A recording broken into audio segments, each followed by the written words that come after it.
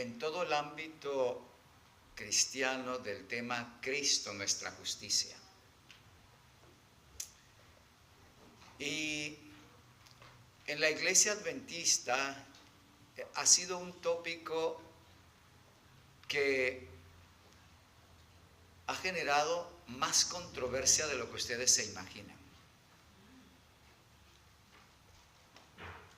De hecho, estoy convencido que no todos los que profesamos ser adventistas entienden el tema en su debido contexto y como realmente Dios lo ha dado a su pueblo. Quiero compartir con ustedes un tema bastante amplio, muy abarcante, porque vamos a ver no solamente el tema Cristo, nuestra justicia como tal, sino varios temas que están directamente relacionados con ese tema y que dependiendo del concepto que se tenga de esos otros temas secundarios, por llamarlos así, vamos a tener el entendimiento correcto de lo que es Cristo, nuestra justicia.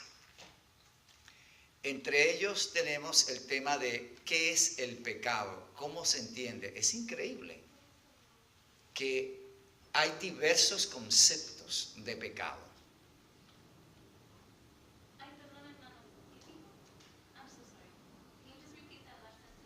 Ok, hay diversos conceptos de pecado, o sea, hay opiniones y entendimientos diferentes en cuanto a lo que es el pecado. Para nosotros pecado es transgresión de la ley simplemente, pero hay quienes tienen entre los adventistas conceptos completamente diferentes. Y es lo que vamos a analizar, especialmente ese punto acerca del concepto de pecado, la naturaleza humana de Cristo y finalmente lo que es en realidad el tema Cristo, nuestra justicia. Ello es muy abarcante, por eso vamos a tomar varios sábados para analizarlo. ¿Ok? Y vamos a empezar hoy el tema acerca de el pecado de Adán. ¿En qué consistió realmente? Hermana.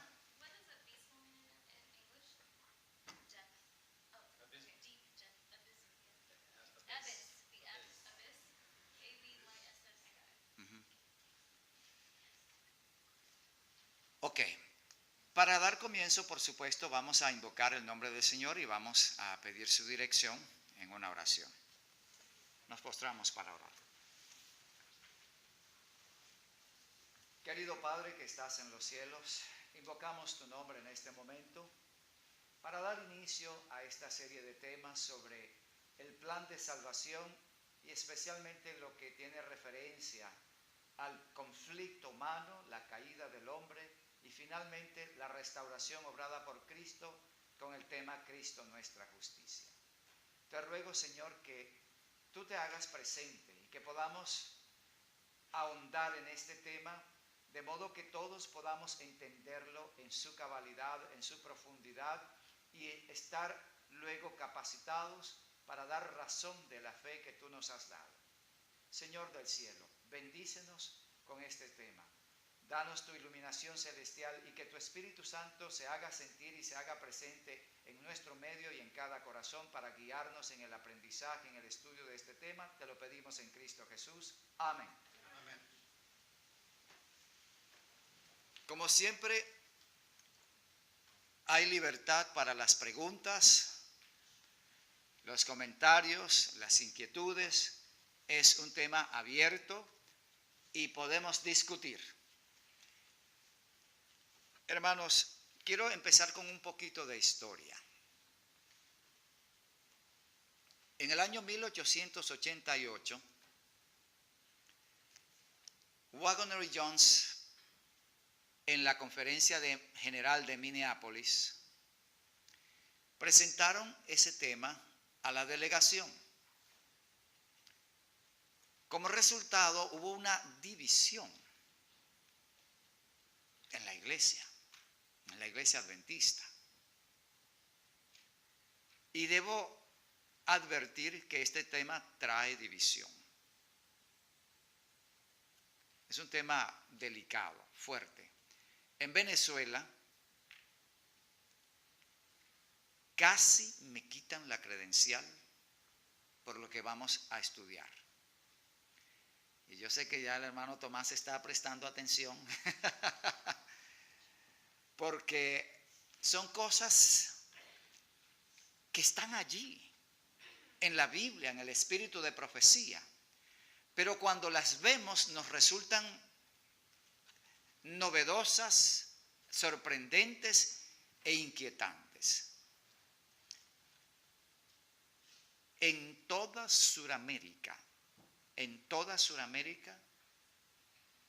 nuestra iglesia se produjo una división. En 1888, el 98% rechazó el mensaje y solo un 2% lo aceptó. Entre el 98% había un porcentaje que no lo rechazaba del todo, se mantuvieron simplemente neutrales. Pero la gran mayoría definitivamente rechaza el mensaje. Y como resultado de esto, el Señor permite que venga una prueba a la iglesia adventista, la prueba de 1914, para sacudir a la iglesia y ver cuál era el camino que iban a decidir, que iban a tomar finalmente. La iglesia adventista cae en apostasía. Pero la reforma también ha sido sacudida fuertemente por este tema. Es increíble. Repito, hermanos, es un tema que sacude y que establece diferencias. ¿Ok? Esto les advierto, si se toma el tema como es debido, va a haber o un reavivamiento o una caída. Pero eso fue lo que pasó en 1888. Eso ocurre en 1914. Y en nuestra iglesia, hermanos, vi a una generación de jóvenes en la Unión Venezolana caer, definitivamente apartarse. Unos se fueron al mundo, otros se fueron a la iglesia adventista y otros quedaron en el aire que no sabían qué hacer. Bien, me tocó pasar por esa experiencia, más de 20 años de conflicto en la Unión Venezolana. No fue algo sencillo. Está involucrada nuestra conferencia general, parte de nuestros líderes, unos ya no están, otros apostataron, otros han muerto. En fin, hermanos, es un tema delicado. El punto es que en la década de los 50 del siglo pasado, es decir, a partir de 1950 hasta el 57, la iglesia adventista fue severamente sacudida con nuevos conceptos. Un hombre llamado Walter Martin, un importante escritor de los evangélicos aquí en los Estados Unidos, él iba a escribir un libro que se llama The Kingdom of the Cults, el reino de las sectas. Y él consideraba que la iglesia adventista era una secta. La iglesia de la Reforma no figura. Somos muy pocos para figurar, pero la iglesia adventista sí. Así que él se acercó a la iglesia adventista junto con otro señor para examinar las creencias adventistas y luego escribir con apreciación directa, es decir, por experiencia de comunicación directa, si la iglesia era finalmente una secta o una iglesia formal. ¿Cuál es la diferencia entre una iglesia formal aceptada por el gremio de las iglesias evangélicas en los Estados Unidos y una secta? ¿Cuál es la diferencia entre iglesia y secta? Sí, estoy haciendo una pregunta a ustedes. No, no tiene que ver con la membresía.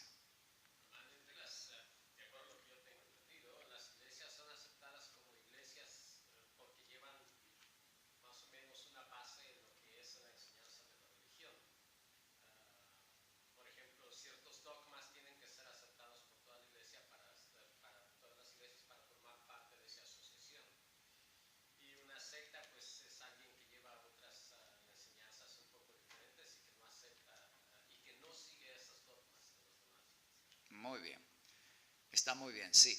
Se ha establecido un patrón de doctrinas o dogmas que las iglesias deben aceptar y creer para ser consideradas iglesias formales.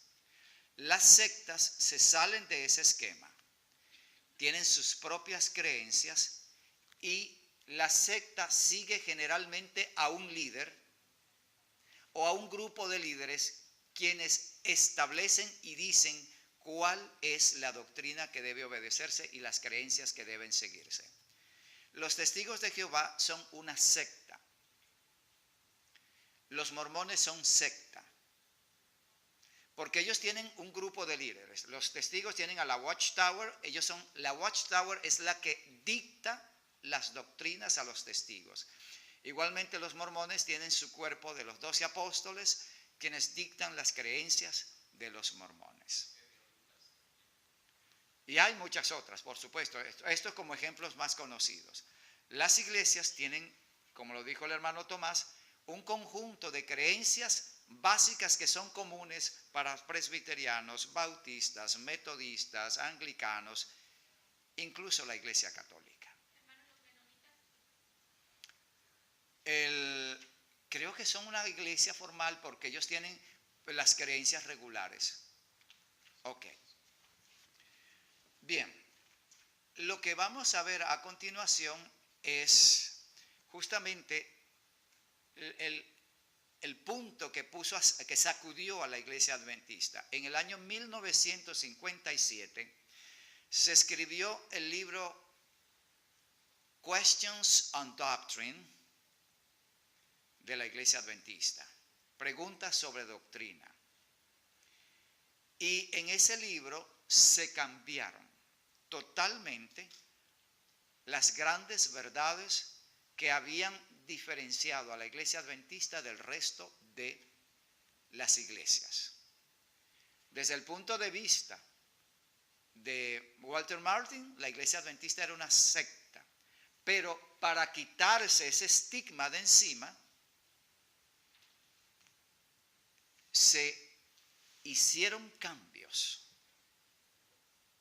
para que la iglesia ahora fuese adoptada o aceptada entre las iglesias formales de los Estados Unidos y ya no como una secta. Pero esos cambios fueron fatales.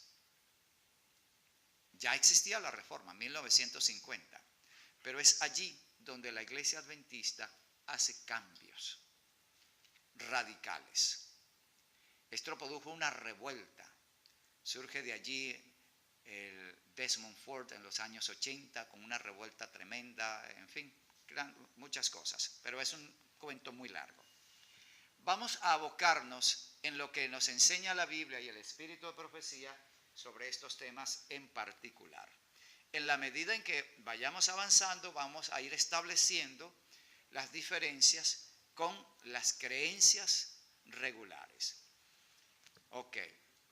Debo señalar todavía que la reforma del siglo XVI es el punto de partida para el entendimiento de la justificación por la fe de las iglesias evangélicas. ¿Ok? Lo que enseñaba Martín Lutero, Juan Calvino, sobre la justificación por la fe. Pero el espíritu de profecía se sale del esquema de Lutero y de Calvino y nos presenta otra visión. Y es lo que ahora nos interesa saber. Lo primero que vamos a ver es el pecado como decisión consciente. ¿Por qué? Porque la Iglesia Católica adoptó en el siglo VI de la era cristiana la creencia de que el pecado es algo que se hereda. ¿Han oído hablar de la doctrina del pecado original? ¿Qué es el pecado original? Ok, son términos que veo que no son familiares. A ver, hermana. Ya, eso es. ¿Pero cómo? A ver, no la veo. Hermano Tomás. Fue heredado a través de nuestros primeros padres de la niñez. Correcto. Todos los que nacimos por el pecado de la niñez. El responsable de esa doctrina en el cristianismo se llamó Agustín de Hipona. Es el famoso San Agustín. Este señor escribió varios libros. Leí uno de ellos. Él explica que nuestra naturaleza es corrupta, depravada, perversa, sucia, vil, lo más degradado que uno pueda imaginarse, y todavía va más lejos. En consecuencia, nuestra condición está viciada de por vida. ¿Por qué? Porque el pecado de Adán, el acto el pecado de Adán fue transmitido a nosotros, generación tras generación, hasta alcanzar a nosotros, y nosotros lo hemos acentuado todavía más. Así que heredamos el pecado y la culpa de Adán. Martín Lutero, que era un fiel católico, sincero católico, él no tenía la intención de cambiar la doctrina católica. Él quería una reforma en la Iglesia Católica para evitar todas las perversiones y corrupciones que se veían allí. Pero él no tenía la intención de cambiar nada de las doctrinas. Después que estudió, fue que se dio cuenta que el comprar el perdón del pecado era algo abominable. O sea, la famosa compraventa de las indulgencias. Y surge él con sus 95 tesis acerca de la justificación por la fe, 1517. Juan Calvino estudia las obras de Lutero y las amplía, y él crea otros conceptos, como el concepto de la, ¿cómo se llama esto? De que nosotros no podemos dejar de pecar. Nacemos en pecado, somos pecado y no podemos dejar de pecar. Es concepto calvinista.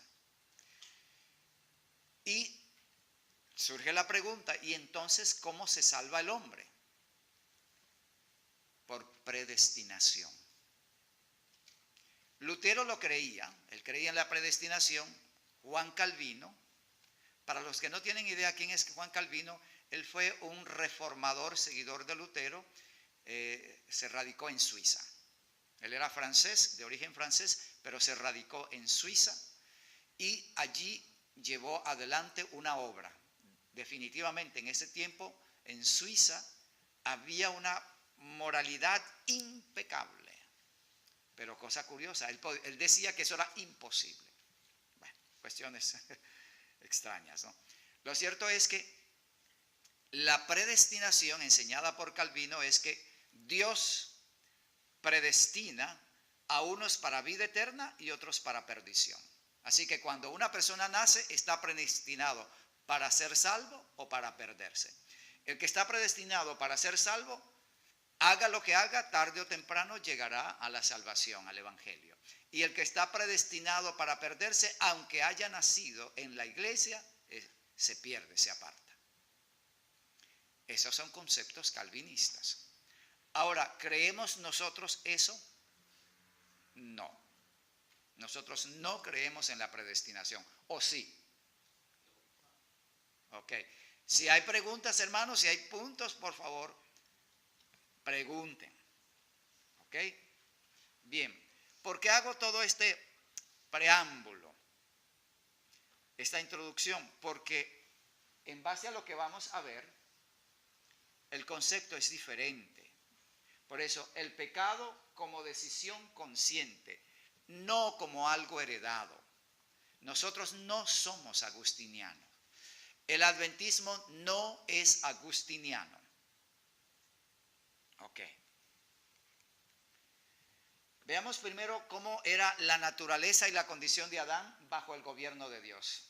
Ok. Me pueden ayudar con la lectura.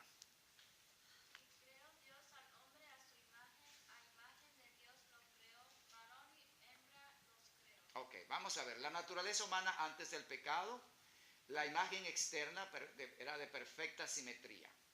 O sea, cuando Dios creó al hombre, externamente reflejaba la perfección de Dios, perfecta simetría. Significa que su estatura estaba en balance con su peso.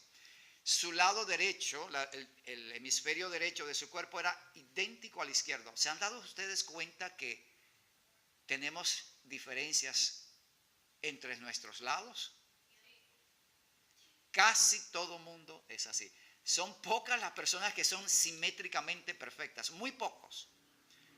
Naturalmente los hay, pero la mayoría tenemos problemas de eso. La imagen interior tenían un carácter perfecto.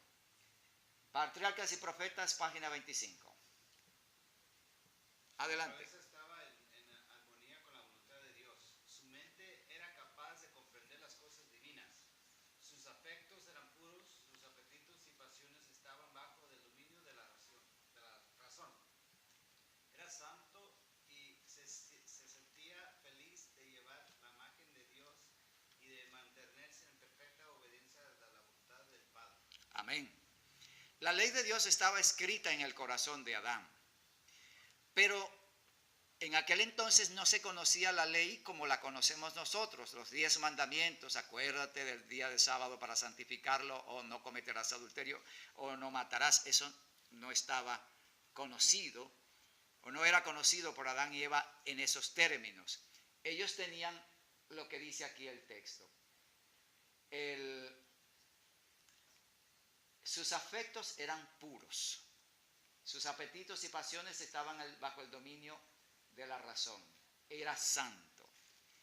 Lo que estaba escrito en el corazón de Adán era amor. La ley de Dios tiene en esencia ese principio. La ley de Dios es la expresión o los indicadores de cómo llevar a la práctica el amor. Por eso cuando a Jesús se le preguntó cuál es el mandamiento grande en la ley, ¿qué respondió él?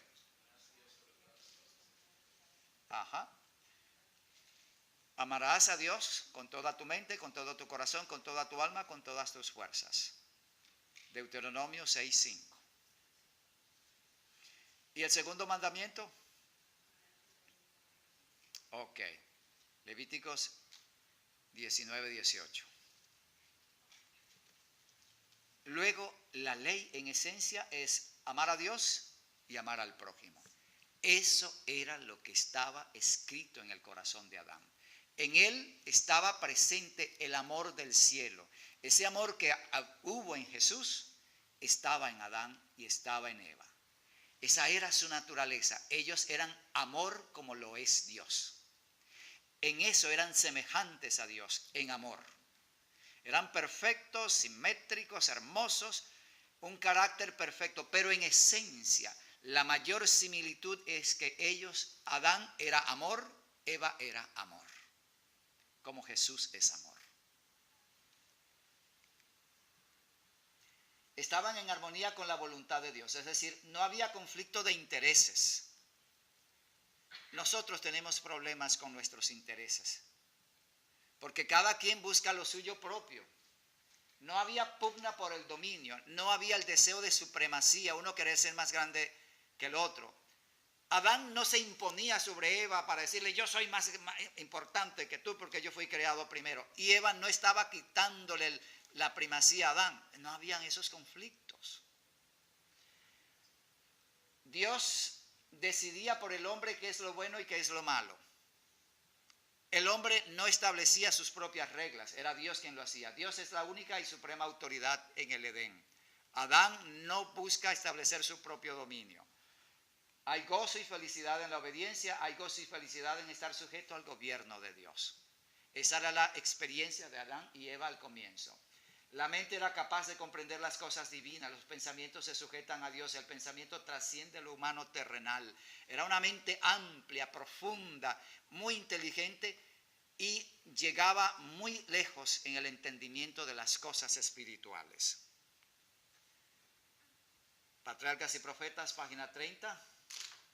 Dios hizo al hombre recto, le dio nobles rasgos de carácter, sin inclinación a lo malo.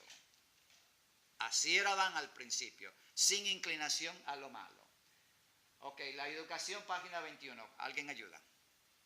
Creados para ser la imagen y gloria de Dios, Adán y Eva habían recibido capacidades dignas de su elevado destino, de formas graciosas y simétricas, de rasgos regulares y hermosos, de rostros que irradiaban los colores de la salud, la luz del gozo y la esperanza, eran en su aspecto exterior la imagen de su Hacedor. Esta semejanza no se manifestaba solamente en su naturaleza física. Muy amplia la descripción de lo que eran Adán y Eva. Seguimos. Todas las facultades de la mente y el alma reflejaban la gloria del Creador. Adán y Eva, dotados de dones mentales y espirituales superiores, fueron creados en una condición un poco menor que los ángeles, a fin de que no discernieran solamente las maravillas del universo visible, sino que comprendiesen las obligaciones y responsabilidades morales. Wow. Cuán abarcante. Seguimos. Ajá. Cuando Adán salió de las manos de su Creador, era de noble talla y hermosamente simétrico. Era bien proporcionado y su estatura era un poco más del doble de la de los hombres que hoy habitan la tierra. Sus facciones eran perfectas y hermosas. Su tez no era blanca ni pálida, sino sonrosados y resplandecía con el exquisito matiz de la salud. Eva no era tan alta como Adán, su cabeza se alzaba algo más arriba de los hombros de él. También era de noble aspecto, perfecta en simetría y muy hermosa. Ok. Aquí tenemos la descripción física, la parte intelectual. He enfatizado sobre esto para que veamos lo que vamos a ver después, el contraste luego del pecado. Seguimos. La inocente pareja no usaba vestiduras artificiales. Estaban revestidos de un velo de luz y esplendor como de los ángeles. Este Halo. halo Ujú. de luz los envolvió mientras vivieron en obediencia a Dios. Ok. Aclara esto muchas cosas, ¿verdad? ¿Cómo eran Adán? No tenían ropa. Sin embargo, ese halo de luz los cubría para... exacto. Cubrir su desnudez, en efecto. Ya. Seguimos. Eran visitados por los ángeles y se gozaban en la comunión directa con su Creador, sin ningún velo oscurecedor de por medio. Se sentían pletóricos del vigor que procedían del árbol de la vida y su poder intelectual era apenas un poco menor que la de los ángeles. ¡Wow! ¡Qué inteligencia! ¿No? Apenas un poco menor que la inteligencia de los ángeles. Ujú. Seguimos. Hizo al hombre recto, le dio nobles rasgos de carácter sin inclinación hacia lo malo. Le dotó de elevadas cualidades intelectuales y presentó los más fuertes atractivos posibles para inducirle a ser constante en su lealtad y la obediencia, perfecta y perpetua en la condición aquí hay algo importante. Cumpliendo esta condición tendría acceso al árbol de la vida. ¿Cuál era la condición? Una obediencia perfecta y perpetua. Si ellos no cumplían esto, entonces iban a perder su acceso al árbol de la vida. ¿Por qué es necesario enfatizar esto? La inmortalidad de Adán era condicional. Aquí ya lo expresa, pero luego vamos a ver más. Bien, ellos tenían todo, la inteligencia, la capacidad, el ambiente, todo lo que se podría necesitar para tener una condición ideal para una obediencia absoluta, completa, perfecta. No tenían nada de lo que pudiesen decir, me falta esto, me falta aquello. Ok, esa era la condición original de Adán y Eva. Perfectos, inmaculados, santos, todo lo que hemos leído.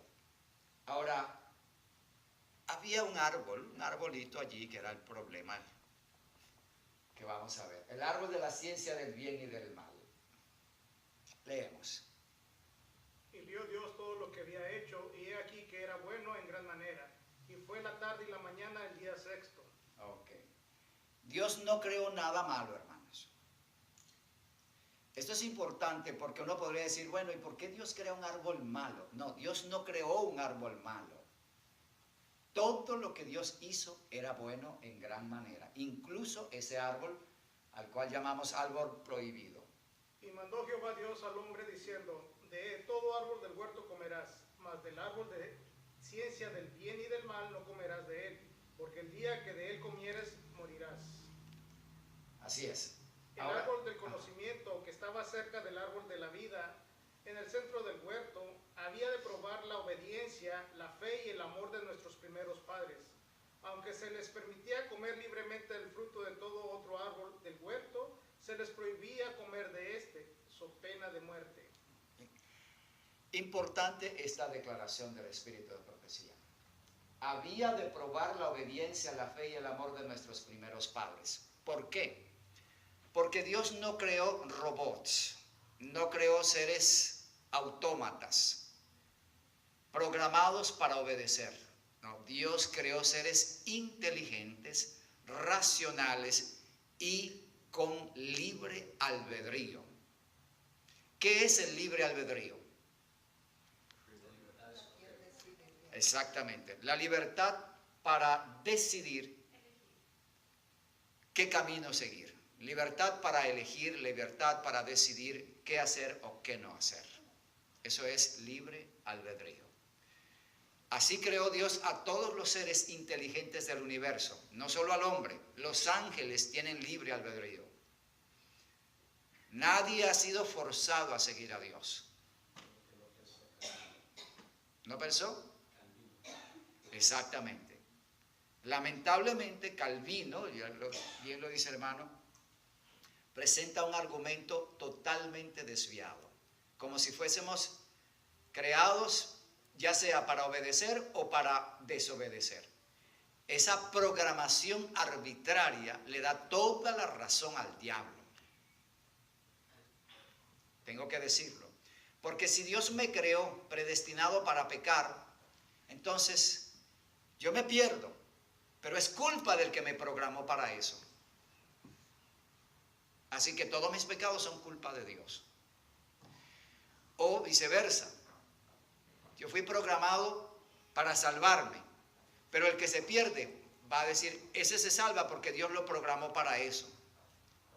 Así que es poner a Dios en un sitial muy crítico, hermano Tomás. Esa enseñanza está en pleno debate entre la cultura hoy en día. O sea que la cultura de hoy en día es lo que más dice, es el pretexto que más pone para decir no creo en Dios. Ajá. Porque si Dios verdaderamente existiera, me creó para bien o para mal. O sea que tengo que obedecerlo forzosamente porque Dios así lo dice. No me dio la libertad de escoger. Grave error. La palabra de Dios nos presenta claramente que Dios ha dado al hombre libertad. Vamos a leer un momentito como paréntesis para aclarar un poco más esto, el libro de Deuteronomio capítulo 30.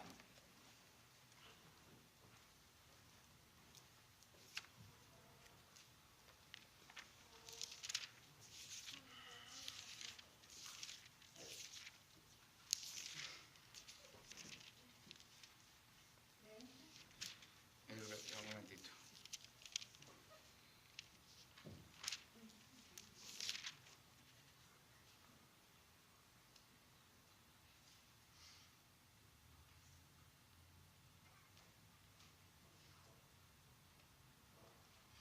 Versículos 15 y 16.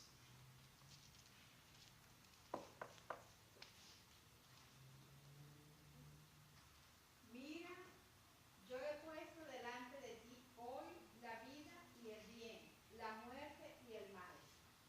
Porque yo te mando hoy que ames a Jehová tu Dios, que andes en sus caminos y guardes sus mandamientos y sus estatutos y sus derechos, para que vivas y seas multiplicado, y Jehová tu Dios te bendiga en la tierra a la cual entras para poseerla. Ok.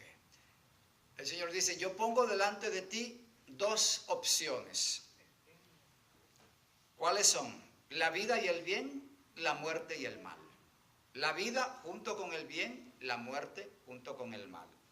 Entonces, yo te mando que ames a Jehová para que te vaya bien. Ese es el camino de la vida. El versículo 17 dice, mas si tu corazón se apartare y no oyeres y te dejares extraviar y te inclinares a dioses ajenos y les sirvieres, yo os protesto hoy que de cierto pereceréis. El camino de la muerte. Aquí está claro, Dios le presenta las opciones, los caminos al hombre. El hombre decide. Aún en la condición después del pecado. Antes del pecado, como lo hemos visto, era claro. Eran seres moralmente libres, con pleno uso de sus facultades, capaces de decidir. Dios no programó a Adán para obedecer. Dios no creó a un robot, a un ser autómata. Creó a un ser inteligente. Así que la pregunta que hace siempre la gente, bueno, ¿y si Dios sabía que Adán iba a pecar, por qué lo creó? Allí está la respuesta. Dios creó a un ser racional, a un ser inteligente, a un ser con libre albedrío que podía decidir por sí mismo qué hacer, qué no hacer y elegir el camino que iba a seguir. Adán eligió mal y sufrió las consecuencias. Pero no es responsabilidad de Dios, es responsabilidad de aquel hombre que teniendo todo en sus manos decide seguir un camino desviado. Podemos responsabilizar a Dios si Dios hubiese creado a Adán programado solo para obedecer. ¿Por qué? Porque Dios no da opciones. Pero cuando Dios nos da opciones, ya la responsabilidad se aparta de Dios para recaer sobre aquel ser que es libre para decidir. Entonces, la libertad que tenemos nos hace responsables. Si no tuviéramos esa libertad, no seríamos responsables. Un ser creado para pecar no debería perderse, porque él no tiene culpa de su pecado. Él fue programado para pecar. Hoy día que tenemos la computadora y sabemos que está programada para seguir un patrón de actividades, ella no tiene la culpa. El que la programa es el culpable. Si Dios hubiese creado a Adán programado solo para obedecer, entonces, ok, él tendría un robot, un autómata. Él sería responsable de todo. Pero no es así la historia. Bien. ¿Queda claro, hermanos? Ya. Bien. Seguimos leyendo. Dios pudo haber creado al hombre incapaz de violar su ley. Pudo haber detenido la mano de Adán para que no tocara el fruto prohibido. Pero en ese caso el hombre hubiese sido no un ente moral libre, sino un mero autómata, sin libre albedrío. Su obediencia no habría sido voluntaria, sino forzada. No habría sido posible el desarrollo de su carácter. hubiese sido indigno del hombre como ser inteligente y hubiese dado base a las acusaciones de Satanás de que el gobierno de Dios era arbitrario. ¿Se dan cuenta, hermanos? Esto es del libro Conflicto y Valor, página 14. Los que quieran confirmar esto, sencillamente descarguen en su celular el espíritu de profecía y busquen el libro y allí están las páginas. No hay problema, pueden confirmarlo.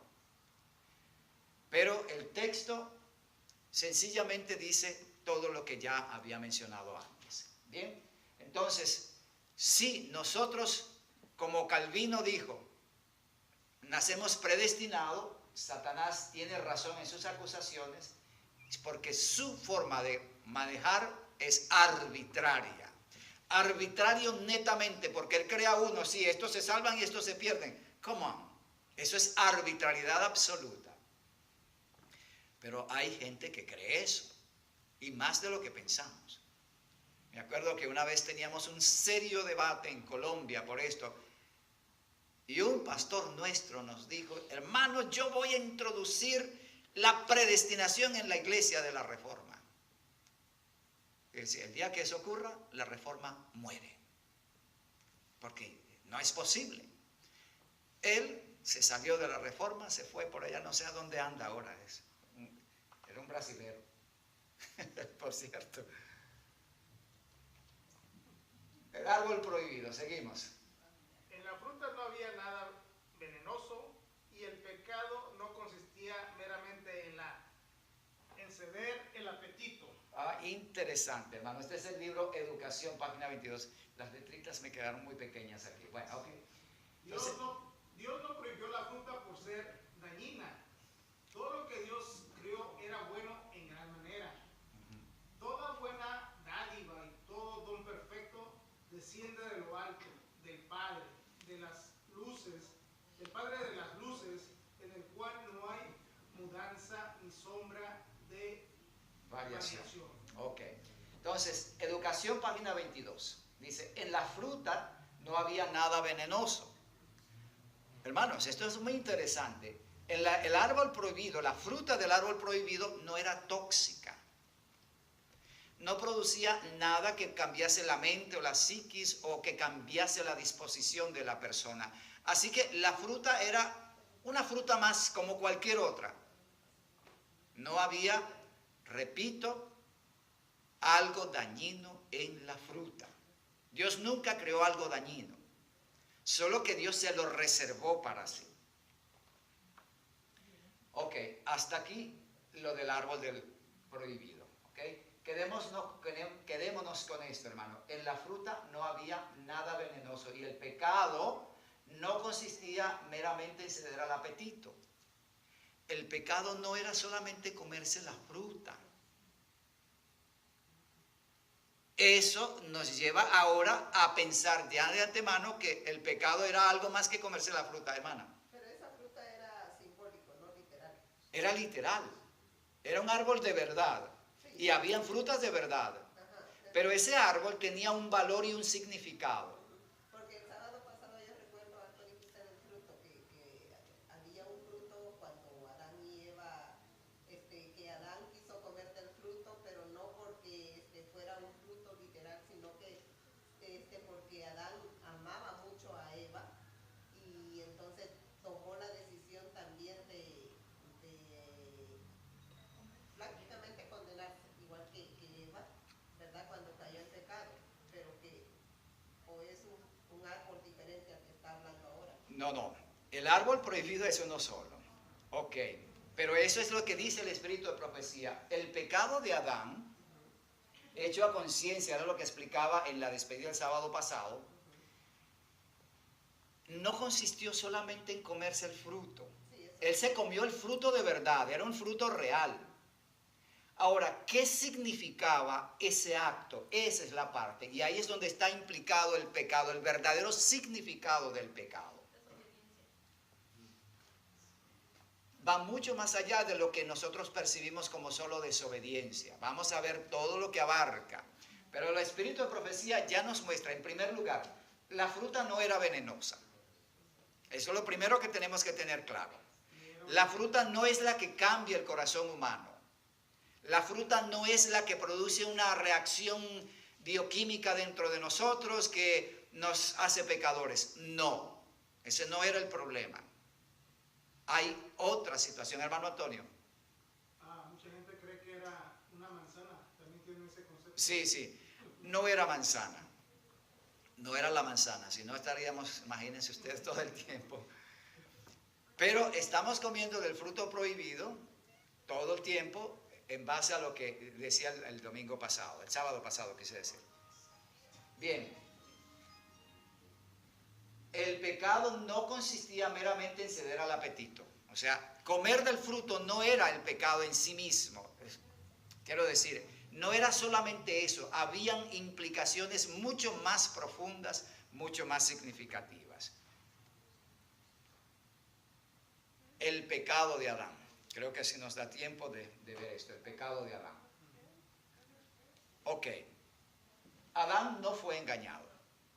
Hemos visto parte por parte, ok. Adán como era de perfecto y como la ley de Dios estaba en su corazón, la ley en esencia, había una palabra que la definía en su vida, ¿cuál era?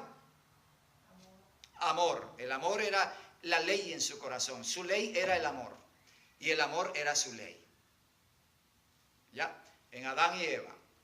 Bien, creados perfectos, todo esto. Dios colocó entonces un árbol en el Edén llamado el árbol del conocimiento de la ciencia del bien y del mal. Pero el árbol en sí mismo no era tóxico, no era venenoso. Y el pecado de Adán no fue solamente el acto de comerse porque tenía hambre, no. Había implicaciones mucho más profundas en ese acto y es lo que vamos a ver, a ir viendo poco a poco. El pecado de Adán. Adán no fue engañado. La mentira, sino que sabe Dios que el día que comáis de él, serán abiertos vuestros ojos y seréis como Dios, sabiendo el bien y el mal. Y Adán no fue engañado, sino que la mujer siendo engañada, incurrió en transgresión. Entonces Jehová Dios dijo a la mujer, ¿qué es lo que has hecho? Le dijo la mujer, la serpiente me engañó y comí. Ok. Génesis 3.5, 1 Timoteo 2.14, Génesis 3.13. Bien. La propuesta o la seducción que plantea la serpiente a Adán es esta. Sino que sabe Dios que el día que comáis de ese árbol serán abiertos vuestros ojos y seréis como Dios, sabiendo el bien y el mal. Van a ser como dioses. La tentación no era, mira, esto tiene un sabor delicioso, mejor que los demás frutos, un dulce exquisito. Esa no era la tentación. La tentación era, ustedes van a dejar de ser seres humanos.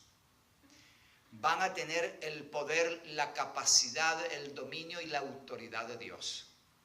Ya no van a estar sujetos a nadie.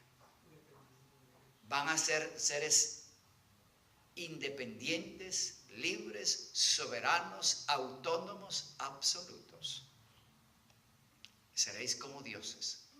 Saber el bien y el mal significa ustedes van a decidir por ustedes mismos lo que es bueno y lo que es malo. Ahora, Pablo dice que Adán no fue engañado. Era lo que explicaba el sábado pasado. Adán, a conciencia y sabiendo lo que iba a hacer, comió del fruto prohibido como una expresión de su rechazo al gobierno de Dios para establecer su propio gobierno. Movido, por supuesto, por su amor a Eva. Pero él sí comió literalmente de la fruta. Pero lo que lo detuvo a pensar y a detenerse en la propuesta fue su amor por Eva. Pero Eva confiesa que ella se fue engañada. Adán lo hace a conciencia. Eva fue engañada. Ok. Educación, página 22, seguimos leyendo. La desconfianza en la bondad de Dios, la falta de fe en su palabra, el rechazamiento de su autoridad, fue lo que convirtió a nuestros primeros padres en transgresores e introdujo en el mundo el conocimiento del mal. Eso fue lo que Vean bien, la desconfianza en la bondad de Dios. Se desconfía de Dios. Porque Dios ha reservado ese árbol porque Él sabe que si yo me lo como, entonces voy a ser como Él. Pero no se piensa, no se razona. Es increíble, seres tan inteligentes no piensan, bueno, y si Dios no quería que yo lo comiera, ¿por qué lo puso allí? Porque si yo soy inteligente, puedo razonar, bueno, si Dios me está limitando, me está colocando en una situación en la que Él no quiere que yo sea como Él, ¿por qué coloca ese árbol allí? Si Dios no quiere eso, sencillamente no lo pone y me evita esa situación. ¿Ya?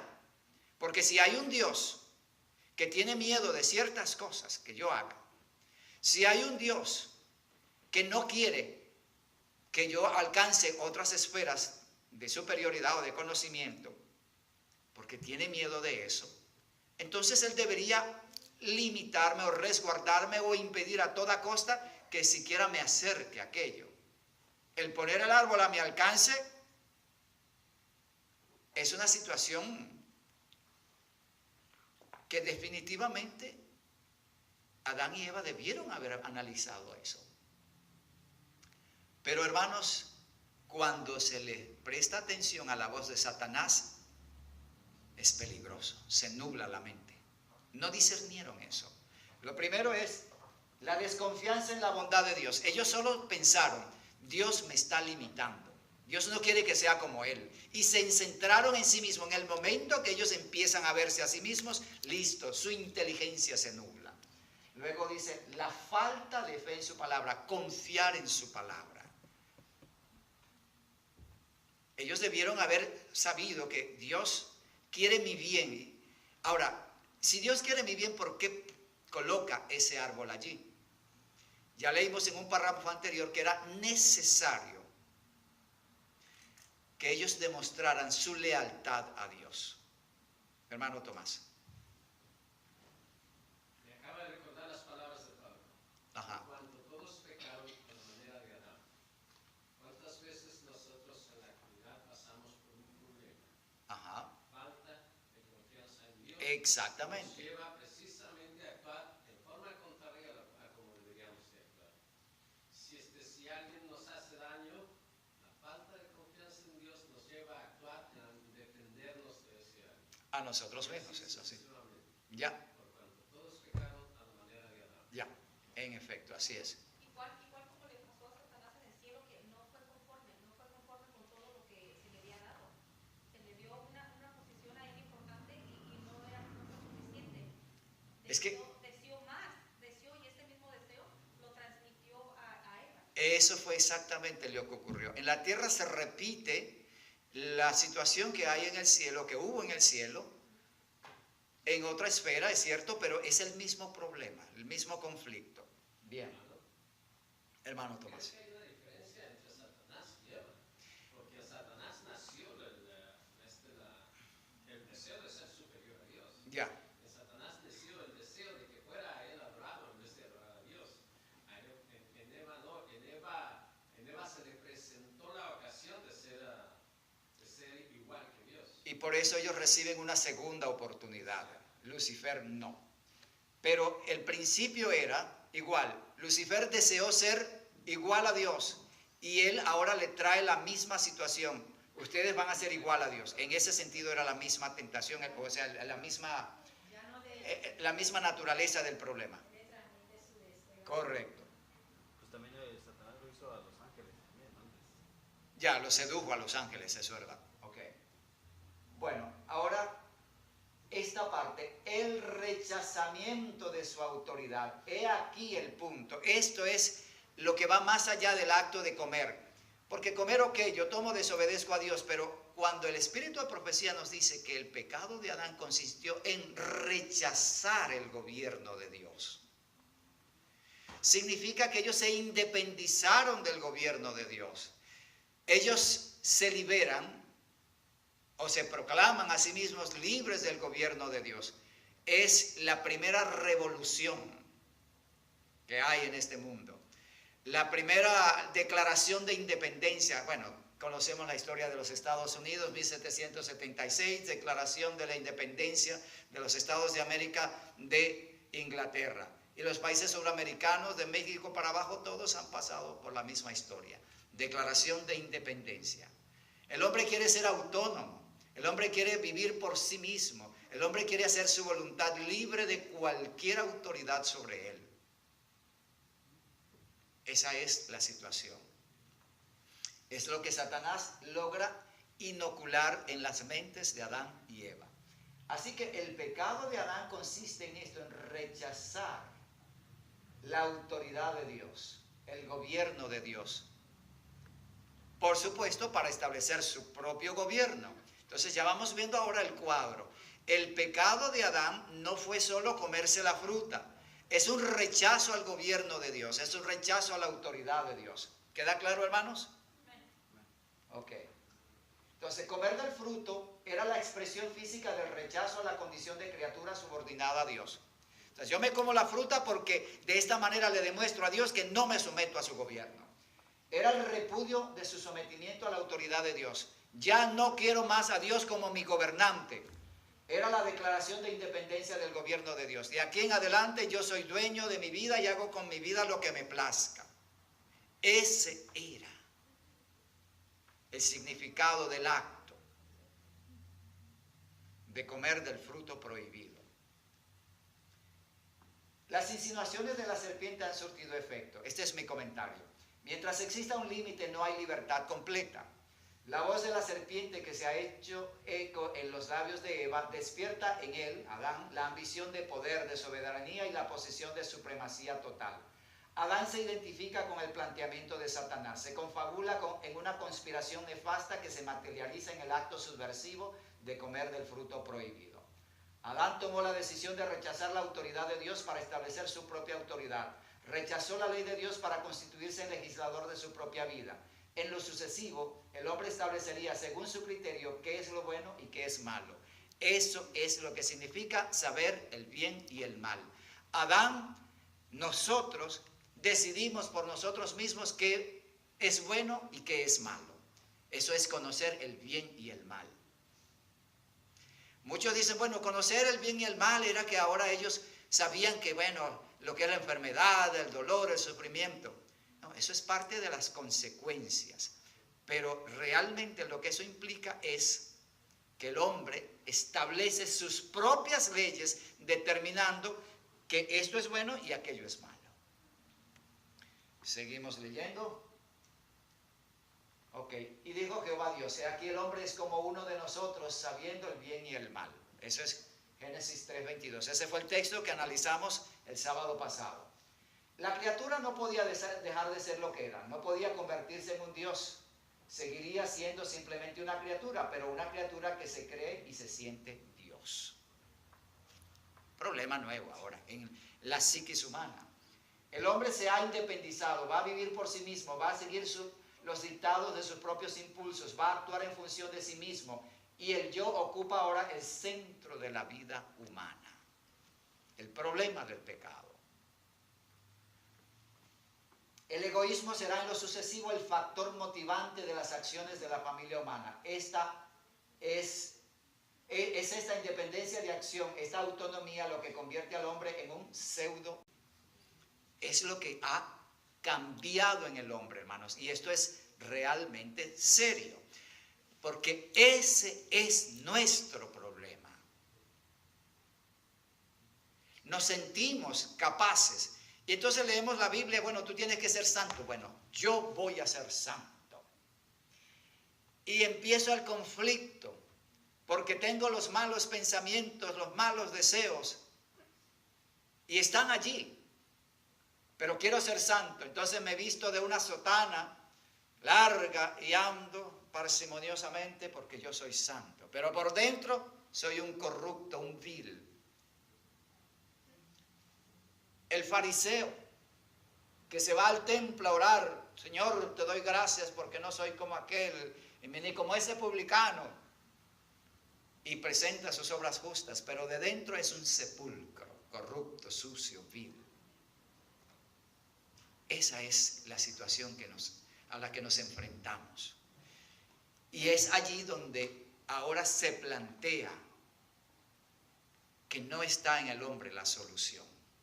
Porque el hombre eligió separarse de Dios, independizarse de Dios, vivir por sí mismo y para sí mismo. Eso se llama egoísmo, egocentrismo. En inglés, selfishness. Propiamente, el yo, lo primero. Yo soy lo más importante, yo soy lo más grande, yo soy lo mejor. Ese es nuestro problema. Y lo vemos en todos los sectores, todos los niveles de la sociedad. Desde los más bajos hasta los más encumbrados. Hoy día que todo se sabe, uno ve todo lo que se dice del presidente de los Estados Unidos, hombre mentiroso, corrupto, sinvergüenza, pervertido, desastres totales. Y está en la cumbre, lo máximo, multimillonario, presidente de la nación más poderosa de la tierra, pero esa es la realidad. ¿Y qué hay allá en la corte de Inglaterra, la reina? Hermanos, aquí no se sabe todo, pero allá está eso igualito. ¿Por qué? Porque el hombre decidió seguir su propia vida y ahora vive para complacerse a sí mismo. Él vive para sus propios intereses. Él vive para satisfacción propia. No tiene otro objetivo. Imagínense ustedes que alguien escribió que el fin supremo de la raza humana es la reproducción de sí misma. Así que el sexo viene a ser el fin máximo del hombre. ¡Wow! Y un escritor de esos considerados grandes sabios. Esa es la mentalidad. Hombres como Sigmund Freud escribieron cosas semejantes. Hermanos, esto es lo que nos hace ver que la solución no está en nosotros. Necesitamos algo fuera de nosotros para resolver nuestro problema. Signs of the Times. En la transgresión, Adán se hizo ley para sí mismo.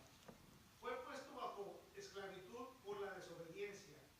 De esta manera, un elemento discordante, nacido del egoísmo, entró en la vida del hombre. La voluntad del hombre y la voluntad de Dios no armonizaban ya más. Adán se había unido con las fuerzas desleales y la voluntad propia se adueñó del campo. Signs of the Times, hermanos. Es el espíritu de profecía. Eso no es mi pensamiento. Aquí está claro. En la transgresión, Adán se hizo ley para sí mismo. ¿Qué significa eso? A ver, ¿qué me explica? ¿Qué significa que Adán se hizo ley para sí mismo? Que se dio la manera de definir qué es lo bueno y lo malo por su propia vez. Muy bien, ¿ya?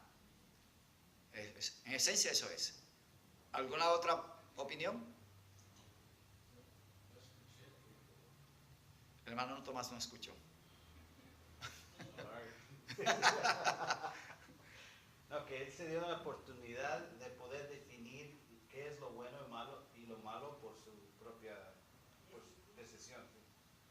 Que tiene la oportunidad ahora no solamente saber qué es lo bueno y lo malo, pero definir por su propia cuenta qué es bueno y qué es malo. Okay. ¿Qué significa que Adán se hizo ley para sí mismo? O sea, cuando Adán pecó, ahora, al independizarse de Dios, ya no es Dios quien dice, mira, esto es bueno y esto es malo. Antes era Dios quien lo decía. Bueno, de hecho, en el universo Dios es quien tiene esa potestad, porque Dios es la suprema autoridad del universo. ¿Hermano Tomás? ¿Se sintió autosuficiente? Exacto. En sí, analizando bien nuestros días, nuestras vidas, basándonos en lo que usted está presentando, es repetitivo, Absolutamente. completamente repetitivo. ¿Por qué digo esto? Antes de ayer leí que una mujer en referencia al aborto puso que un feto no es que es un ser viviente, pero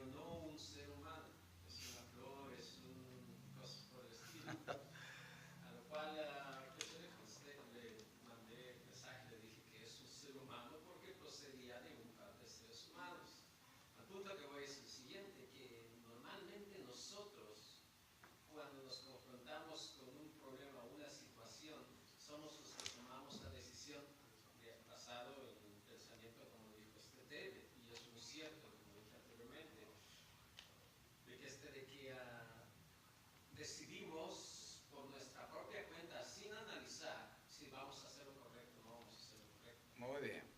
Tenemos el problema de un embarazo no deseado, vamos a darle Ya. a acabar nuestra decisión. Tenemos el problema de que el marido nos es infiel o que la mujer nos es infiel, vamos a cortar la decisión. ¿Por qué? Porque no tengo que llevar esa vida, porque no quiero llevar esa vida, porque no quiero este problema encima de mí. No buscamos a Dios para que nos ayude a resolver ese problema en su sabiduría. Lo buscamos en nuestra sabiduría y tomamos la decisión en nuestra sabiduría. Y es lo que nos lleva constantemente al pecado. El problema hoy en día, que es muy, no sé si es en el pasado, pero muy moderno, es cada uno que lo que piensa es lo correcto. Eso. Yo tengo mi opinión en esto es lo correcto para mí, para ti puede ser algo diferente. Pero Ujú. como la misma cosa puede ser diferente para cada uno si somos seres humanos, somos iguales. Exactamente. O sea, cada quien defiende sus ideales. Y su posición y ya. Depende de su motivo. Ya. Pero hubo un tiempo cuando Dios era la autoridad suprema. De hecho, Dios siempre ha sido la autoridad suprema. El hecho de que nosotros no lo reconozcamos y no lo aceptemos no significa que no lo sigue siendo. Hablaba una hermana en Nueva York que en la universidad, en la parte de filosofía, se analizaba qué es el bien y qué es el mal. Porque para lo que unos es bueno, para otros es malo. Porque lo que unos es bueno, para viceversa. Para lo que unos es malo, para otros es bueno. ¿Quién define qué es bueno y qué es malo? Como lo han dicho ya ustedes muy bien, cada quien establece su propio patrón. Así que nos encontramos con un universo de diferentes opiniones y confusiones a ese respecto. Porque Dios es en realidad el absoluto, el supremo total, y es Él quien tiene la última potestad de decir esto es bueno y esto es malo. El problema es que no lo respetamos, hermana Sandy. Hermano, pero para el cristiano se guía por el Espíritu Santo. El Espíritu Santo nos hace sentir la diferencia sobre el bien y el mal. Ya, pero, Y hermano, tengo una pregunta. a ver. Adán y Eva, ¿cómo se hayan sentido? O Eva, más bien, cuando se les dijo que la consecuencia de tocar este fruto prohibido era la muerte. O sea, ellos no conocían la muerte, ¿verdad? No sé me imagino yo, cómo se hayan sentido si no murieron en el instante. Bueno, ¿Era suficiente la inteligencia? ¿Cómo comprendieron esa parte? Que siguieron viviendo. la serpiente les dijo, no moriréis. Mira, yo estoy comiendo de la fruta y no me he muerto. Y vean, yo puedo hablar. La serpiente antes no hablaba, ahora estaba hablando. Entonces, mira, esa es la prueba evidente de que Dios es un mentiroso. Entonces, cuando a ellos no murieron, dijeron, pues la serpiente tiene la razón, comimos y no nos morimos. Entonces, ellos percibieron como que Dios estaba mintiendo. Después van a abrir los ojos y van a ver la realidad, pero al principio les pareció que era así. Hermano Tomás. Ya dijo algo interesante que no podía pensar, pero ellos lo primero que hicieron fue esconderse de Dios. La Biblia nos dice que en el instante se abrieron los ojos y se vieron desnudos. Eso me imagino que desde el momento en que se vieron desnudos, obviamente su mente cambió en ese momento y empezaron a sentir temor de lo que habían hecho. Sí, eso poco después, ¿verdad? Pero en el momento inicial, cuando ellos ven que no mueren, bueno, sí, es verdad, no nos hemos muerto. Ok, bien, lo que quiero enfatizar aquí es esto. Adán se hizo ley para sí mismo. Luego,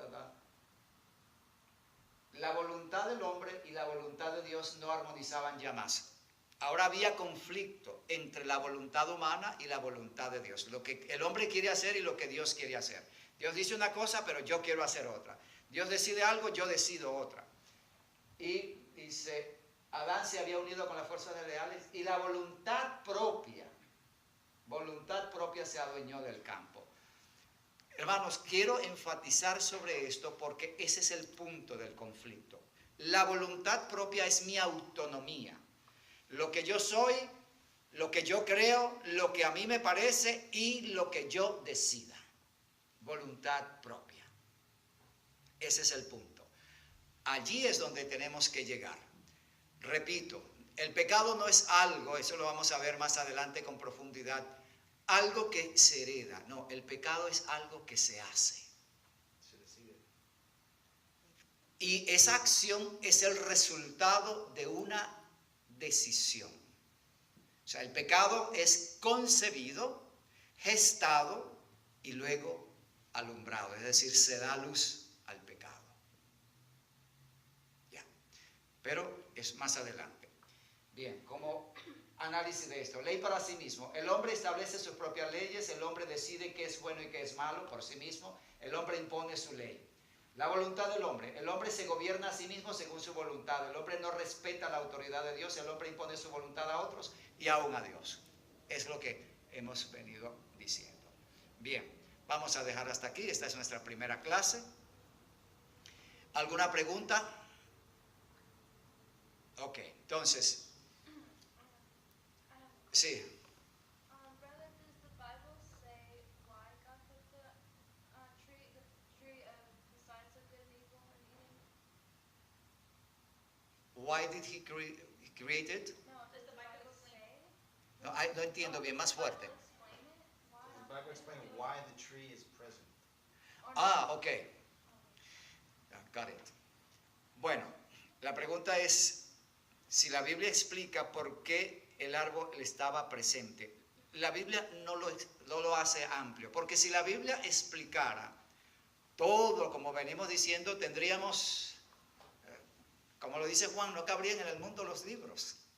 Es demasiado profundo. Pero en las pocas palabras que usa la Biblia, nos deja puntos, hitos que nos permiten ahora analizar. ¿Se dan cuenta cómo hemos venido analizando? Si no se nos dice por qué lo creó Dios. Pero ahora sí, si entendemos que el hombre tenía libre albedrío, el árbol de la ciencia del bien y del mal era necesario para verificar la lealtad del hombre a Dios, o si el hombre elegía independizarse de Dios, como lo había hecho Lucifer, para crear su propio gobierno. Esa era la situación. Por eso era necesario. El árbol era una forma de verificar la lealtad del hombre hacia su creador. Ahora, ¿por qué Dios asume esto? Porque Él tiene la potestad como creador. Él le da la vida al hombre, le da cuerpo, le da todo. Le da el aire para que respire, le da un planeta para que viva, le da la comida, le da el agua para que beba. Todo, no había nada en esta tierra que Adán hubiese creado. Todo había sido creado por Dios. Así que Dios tiene perfecto derecho a ver, bueno, ok, yo te he creado como un ser inteligente y te he dado todo lo que necesitas para que seas perfectamente feliz. Ahora, pero yo quiero ver que tú seas fiel. Porque viene lo interesante y más profundo todavía. Si Dios permitía que el hombre siguiese viviendo como pecador eternamente, el hombre sería eternamente infeliz, eternamente amargado, eternamente sufriendo, por querer y no tener, buscar y no lograr, porque el egoísmo es eso, el deseo de complacencia propia, y mientras más se tiene, más se quiere. Hermanos, los emperadores, una vez que habían satisfecho todos sus placeres carnales, todavía buscaban más. ¿Y qué pasó con Salomón? Se hizo afeminado de tantas mujeres. ¿Qué pasó con los emperadores romanos? De igual forma. Sí. ¿Qué pasaba con ellos? Que complacían sus deseos y llegaba un momento en que ya no hay más. ¿Qué hacer ahora? Se hastiaban hasta de su propia vida. Eso habría sido el hombre eternamente. Por eso la muerte es una solución para el hombre pecador. O sea, una solución no, es una forma de aliviar su sufrimiento. Así que, repito, si Dios colocó al árbol prohibido, era para probar la lealtad del hombre. La amenaza de muerte, mejor dicho, la advertencia de muerte, era porque Dios no podía tener a un pecador eterno, debido a que el pecador es infeliz. Hermanos, es un hecho, el pecador es infeliz. Lo que estudiamos en la lección esta mañana, el gozo, la paz y la felicidad son únicamente posibles al lado de Dios. Separado de Dios solo hay sufrimiento, infelicidad, dolor, todo eso. Por ello la advertencia de muerte. Ahí está el árbol. Es la línea que define lealtad de deslealtad de Dios. Eso era el árbol, la línea de separación entre lealtad y deslealtad. Al pasar del otro lado, a la independencia de Dios, entonces era necesario que el hombre muriera. Porque el hombre sería eternamente infeliz, amargado, sufriente, y Dios no soporta el sufrimiento de las criaturas. Así que por amor tenemos la muerte, por amor de Dios. Es increíble, pero esa es la realidad. ¿Ya? ¿Preguntas? Hermano Antonio. ¿Tiene algún significado árbol? Porque es el árbol de la ciencia del bien y del mal, es el árbol de la vida. ¿Tiene algún significado el árbol? Es que eran árboles literales. El árbol de la vida era en realidad un árbol. Lo que ocurre con el árbol es que el árbol da fruto que sostiene la vida. De hecho, la dieta original de Adán y Eva eran básicamente frutas y frutos, porque los cereales venían también de las gramíneas, producían la semilla y se comía el fruto de una planta. La planta provee lo que sostiene la vida del hombre.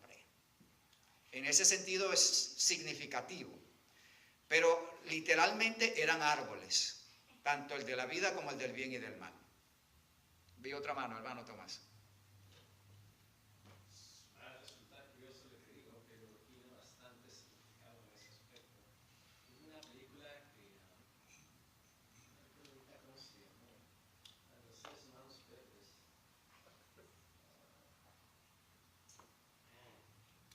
Fue muy famosa hace unos años atrás, en el cual enseñaban que la tierra en sí, todo en sí, y también presentaban un árbol en ese momento, formaba parte de todo, de toda la estructura de la vida y de todo. Hablando esto del árbol del conocimiento del bien y del mal, personalmente pienso que pudo haber sido un árbol cualquiera que, como usted lo dijo desde un principio, no tenía ninguna facultad para hacerlo a uno más inteligente o menos inteligente, Ya. sino simple y sencillamente una prueba de obediencia hacia Dios. Exacto. Ahora, el árbol de la vida todavía va a estar y es el del que vamos a comer que sus hojas, el que van a comer sus hojas para la sanación, para la curación de las naciones, o sea, de los seres humanos que van a ser restablecidos al vestir en la tierra nueva y en el cielo nuevo. Pero en sí, si verdaderamente analizamos todo lo que existe aquí en la tierra, tiene tiene un trabajo por hacer, y todo ese trabajo por hacer precisamente termina en el ser humano. Ya. Porque los insectos destruyen otros animales y así sucesivamente para protección del ser humano. Los árboles y todos son para protección del ser humano. Nosotros destruimos la naturaleza, nos estamos destruyendo a nosotros mismos. Todo lo que creó Dios, como dice la Biblia, y vio Dios que todo era bueno, todo lo que creó Dios lo creó simplemente con un propósito, para poner al ser humano en ese lugar. Amén. Y para que nosotros, como se dice, pudiéramos vivir y convivir con Él en la posición que Él nos dio hacia nosotros. Desafortunadamente buscamos nuestras propias consecuencias. Así es. Ok, entonces la conclusión hasta hoy, con esto cerramos, es que el pecado de Adán fue la decisión de declararse y hacerse autónomo, libre e independiente de Dios. Ese es el pecado original. Ahora, eso no se hereda. Quiero decir ese acto, esa declaración de independencia no se puede heredar porque es una decisión personal. Por eso el pecado como decisión propia. Es una decisión personal, un acto propio. Nosotros sí nacemos con la tendencia a esto, con la inclinación a ser autónomos y soberanos, a vivir por nosotros mismos. Y eso se ve en los niños desde muy temprana edad. Ellos quieren hacer su voluntad, quieren incluso manejar a los padres e imponer su voluntad a los padres. Esa es la realidad. Nacemos con esa propensión, con esa inclinación. A esto lo vamos a conocer como la naturaleza pecaminosa. ¿Ok?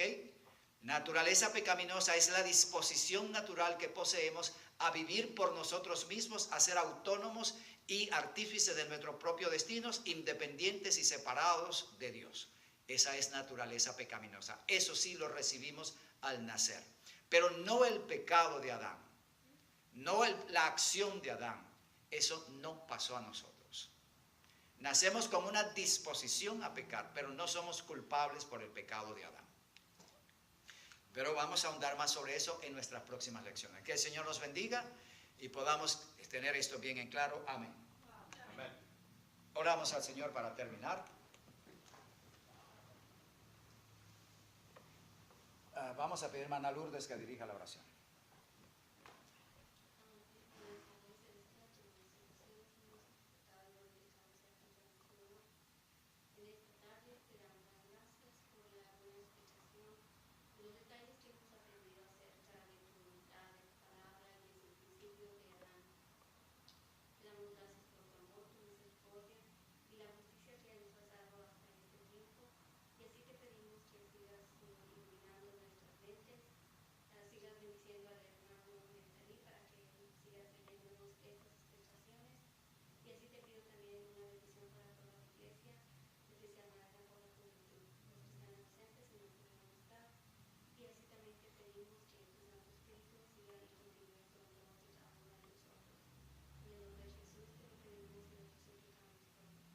Amén.